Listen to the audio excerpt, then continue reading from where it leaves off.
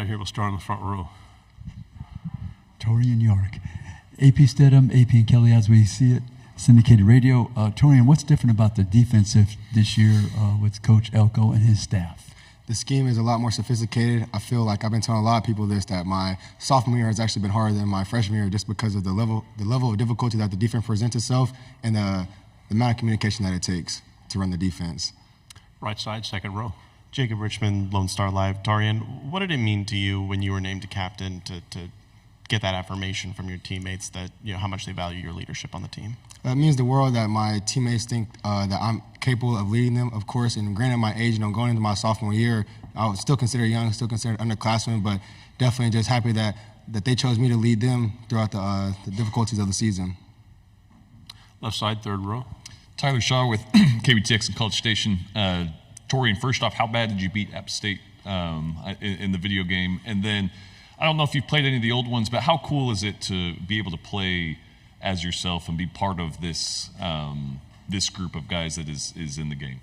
Well, to answer your first question, it was 14-0 before they pulled me away to do some more interviews. So I definitely feel like I got my get back on App State for that. And then obviously, it's a blessing to be in the video game. To play as yourself, to be on the front page as A&M, to have my teammates and my friends back home to be able to play as me as well, I feel like it's a full circle moment for me. Stay on the left side, fifth row. Taurean, Donna Conrad, 15 ABC and Bryan College Station. Coming off of that with the video game, Kyle Field was ranked toughest place to play in the country. Just what can you speak to your experience, obviously getting to play in front of the 12th man, and just how difficult it can be for opponents and what makes it so great for y'all? I truly do feel like it is the hardest place to play in college football. The 12th man is real, especially whenever they're rocking, the atmosphere is there. It definitely is. It presents a challenge for myself as well because obviously they're going to be loud when the opposing offense is on the field, which means that my defense is on the field. So there's been a lot of games I lost my voice just trying to communicate to my teammates and the defensive players the call. So it's a special place, and I'm happy to be playing there. Right side, back row. Taurean, Ben Peck, NBC College Station and Temple. When you, I know you kind of came into your recruiting class a little bit later on in the cycle, and I know you probably would have come in and worked hard regardless, but did you kind of coming in so late and acclimating to the guys and to the team, did you have like an extra sense to really prove to everyone that, you know, you were there to do the work, and I guess just coming in so late in the process really make that strong impression that kind of carried over? Oh, definitely. Obviously I did sign late. I committed late as well, but just coming into the class, they welcomed me as if I was already there, And so I remember when me and Chase Basantes moved into Park West on opening day, me and him just went up there to work out, and I could definitely tell that he wanted it and I wanted it as well. So guys like Chase and Damien, people who want to work hard, I can respect that a ton. Left side, back row. Dan Peck, ESPN 106.7 in Auburn. Ben and I are cousins. You played a lot as a true freshman. What are the keys? What kind of advice would you give to somebody who wants to make that kind of impact coming straight into the SEC as a freshman? Continue to make strides each and every day, regardless of your situation. Be diligent in your work, and definitely know the playbook and know the inside and out. Know all the checks and the communications, the adjustments you have to make. Just be ready whenever your opportunity is presented. On the right, Andrew Hattersley with Gig'em 24/7. You got to play alongside Edgerrin Cooper last year. I'm just curious, what are maybe some of the biggest lessons you took away from playing alongside him?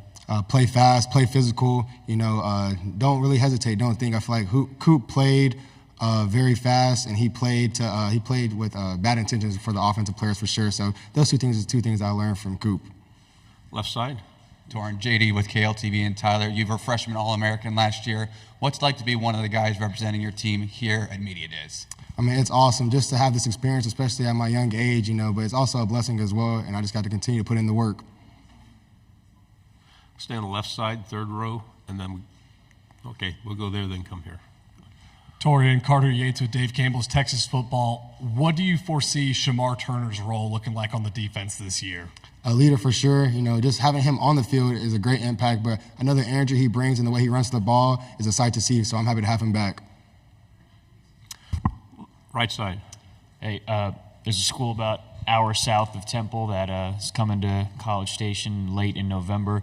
What do you anticipate that game like for you? I don't know if they were involved in your recruiting process at all, and then just with the fan base as well. Nah, they weren't really involved in my recruiting process. I don't think they really reached out to me too much, But obviously, it's a special game for everybody in the state of Texas. So we're excited for that game, and I know Kyle Field is going to be rocking when that day comes. Third row, left side. Taurean, going up against the offense in practice, how have you seen? Do you feel, in what ways do you feel like they've gotten better from last year? I feel like the offensive line is much nastier. I mean, having guys like Amaje Reed Adams come to the team, he set the standard. He lights a fire underneath all those guys, really. I feel like Chase is coming to his own. Mark has gotten a lot better as well. So the problems that they present us on defense is very hard. They have a lot of new plays that they run, and they run the ball a lot harder. So this is a testament to everybody involved in the offense. They got much better this spring. On the right, second row. Taurean, kind of in that vein, some of your teammates have talked about there being a shift in mentality this year about players holding each other accountable. Have you kind of seen that yourself? Have you seen that in practices and summer workouts? Everybody is where they're supposed to be at on time, when they're supposed to be there. Guys are being more receptive to leadership. Guys are open to hearing, like Coach Moffitt. Coach Moffitt is an experienced guy who's won a lot of national championships, so you'd be silly not to listen to him. Go back in the left. Taurean, as a captain and a leader on this defensive side of the ball, how have you seen transfers like Nick Scorton and Scooby Williams kind of gel with that unit? They gel perfectly, almost as if they've been there since day one. Like even guys like Cassius Howell, they all came in here not with the big head. They just want to help the team win in any way they can. On the aisle. Got a defensive-minded head coach now, obviously, in Mike Elko and Jay Bateman as well. What's it been like having both of those guys to kind of talk with and learn from over these past 6 months? Just the amount of detail that they have in the defense and the communication, like I mentioned previously. And like I said, it's a much different defense, much more sophisticated, and it's wonky in a sense, but I know it works because it's very complex. Left side, front row. Michael Cobble in Baton Rouge. We had Tommy. I can't wait for you to see him on game day. That'll be fun. But talk about Connor. You talked about the offense a little bit. I guess what are you seeing in him as far as like taking that next step?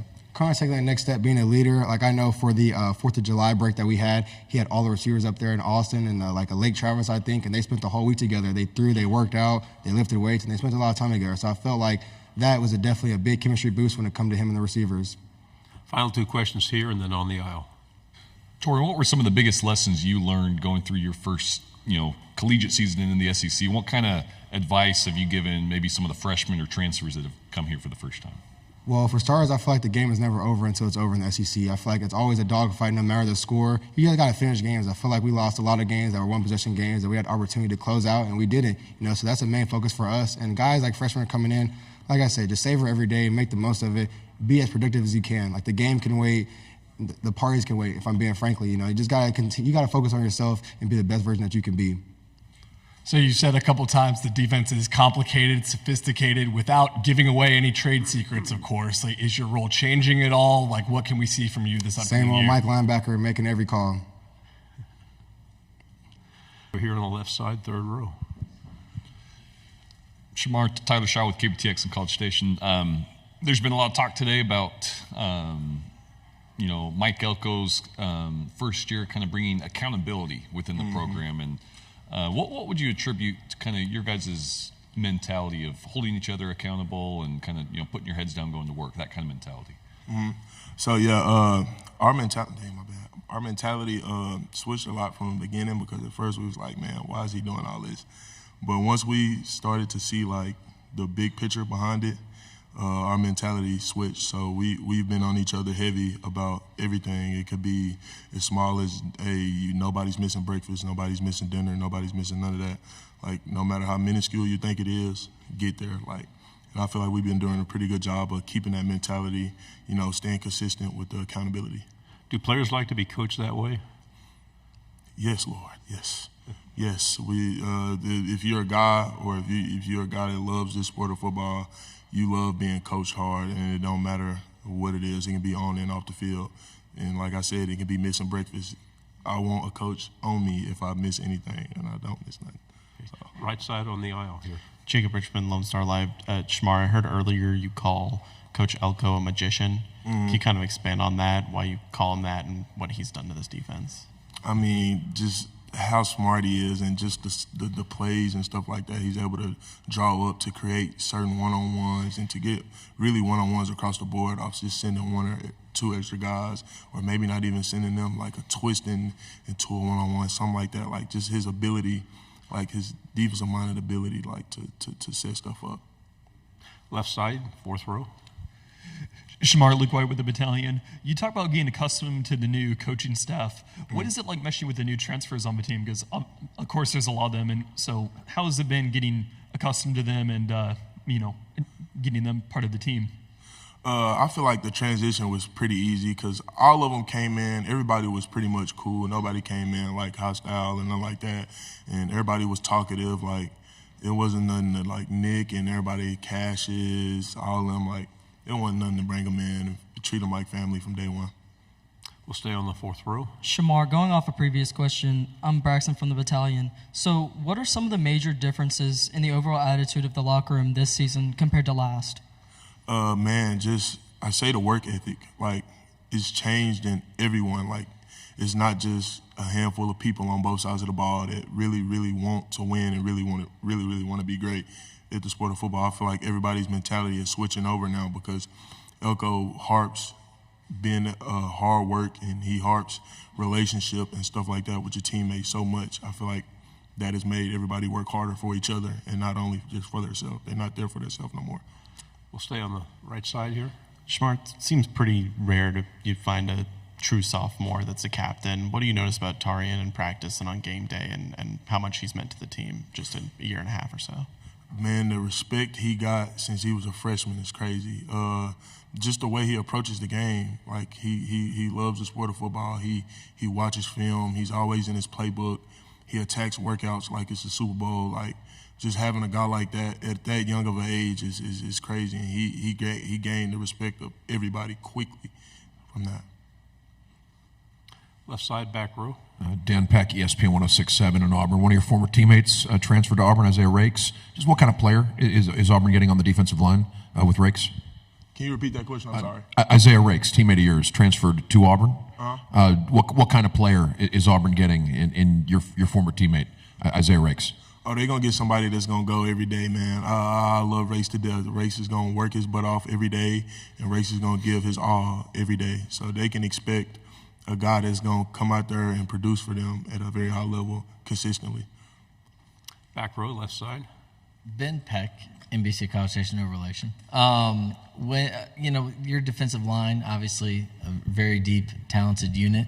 Do y'all kind of pride yourselves on, the rest of the defense can do their job, but as a unit kind of taking on maybe a responsibility that we can keep single-handedly our team in games, if we can do our job that makes all the other units being able to flourish even more and kind of taking on that burden a little bit as a group with how talented you are?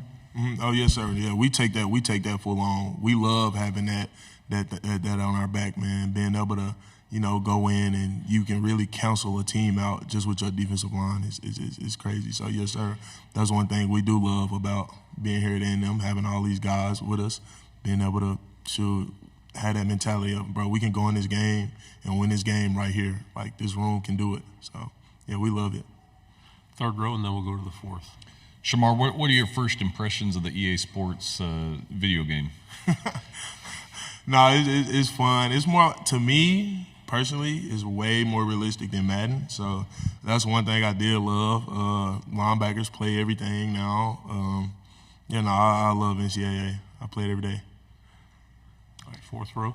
Shemar, Coach Elko talked about how this has been a pretty quiet offseason. How do you think this offseason compares to maybe those that you've experienced in years past under Coach Fisher? Man, it's just a lot of unnecessary talking when you can be working. So just that right there pretty much is just putting your head down, working, grinding, and going 100% every day, getting better. We'll go back to the third row. To go back to the video game, are you happy with your rating or? Initially, I thought I was going to be a little higher, but I mean, I'm not mad with it. 88 overall is not bad to me, and it won't be 88 the whole season. So, who would you say is the best gamer on the team? And are you guys as competitive in this as you are on the field? The best gamer, me. Overall, me. Madden, me. NCAA, me. Probably. So, what was the rest of the question? I'm sorry.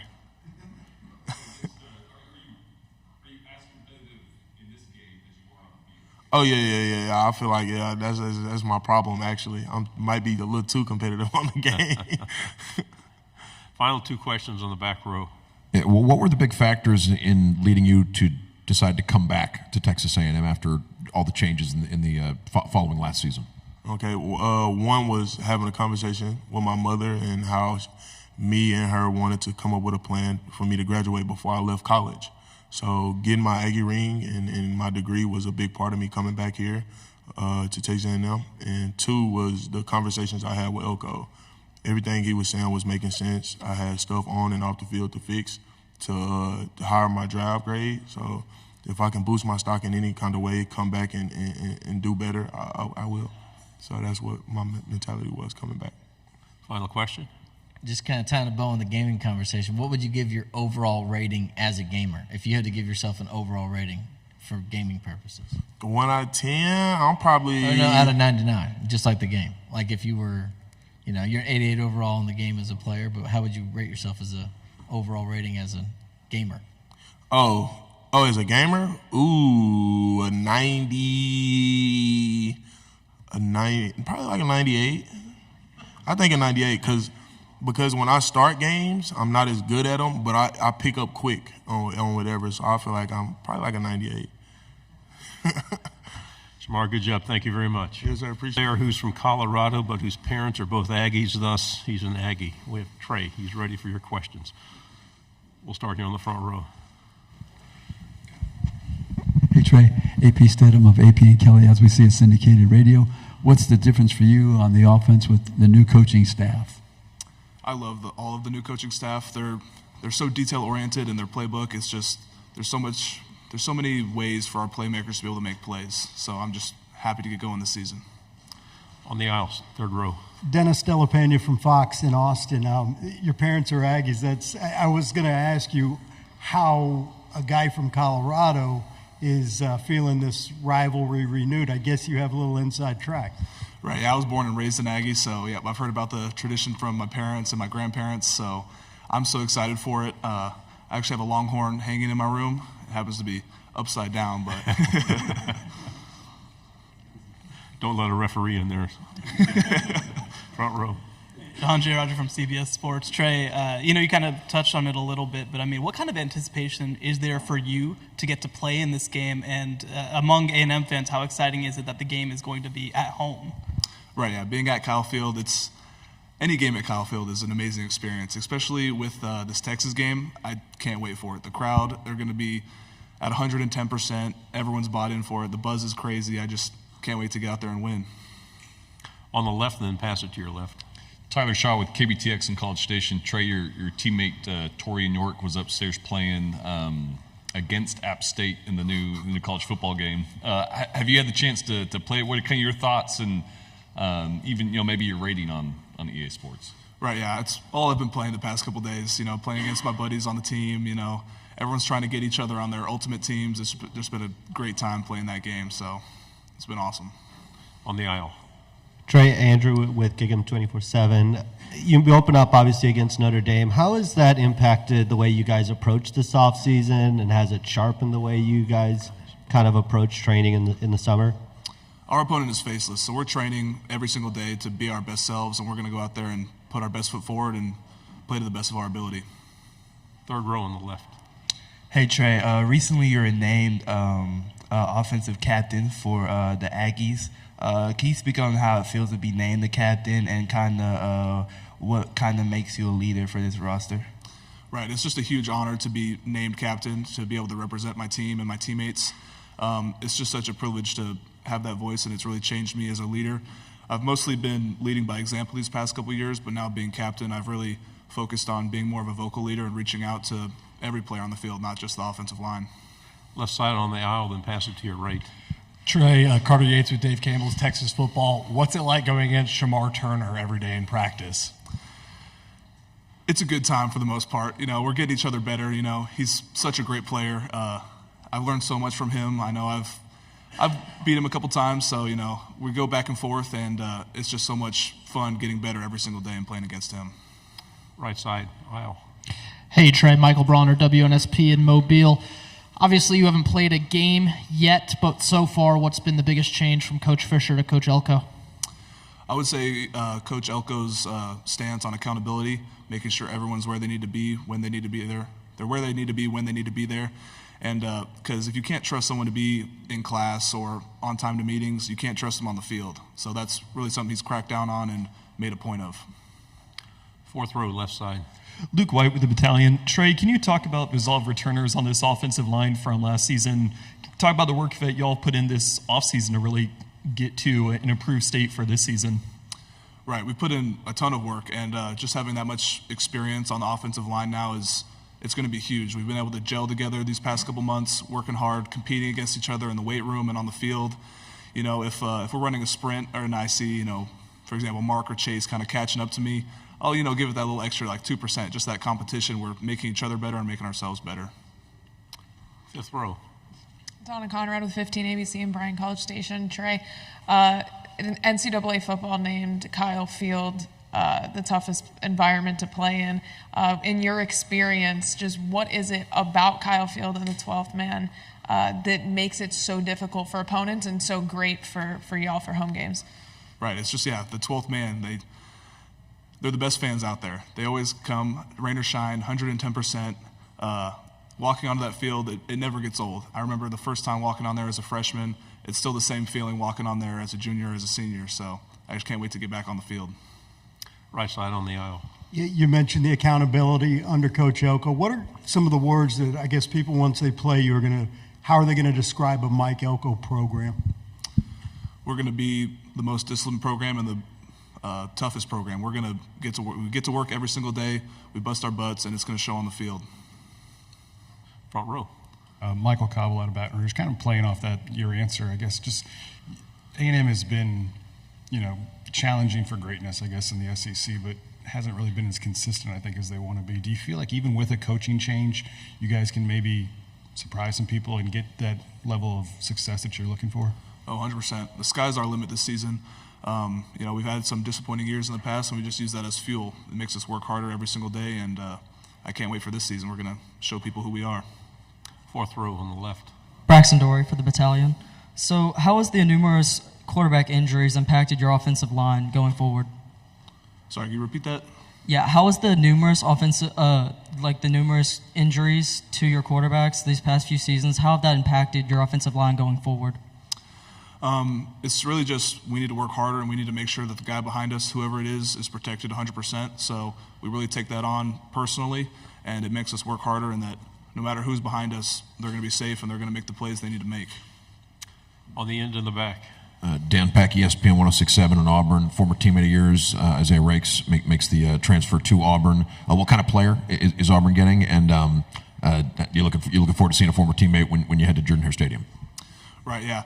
Love Rakes. He's a great player, great guy. Sad to see him go. But, Auburn definitely got a good player there. But we've definitely got guys on our team who are just as good or better. And they're going to be quite the deal to take care of for other teams. So. Any final questions? Okay, thanks very much, Trey. Thank you.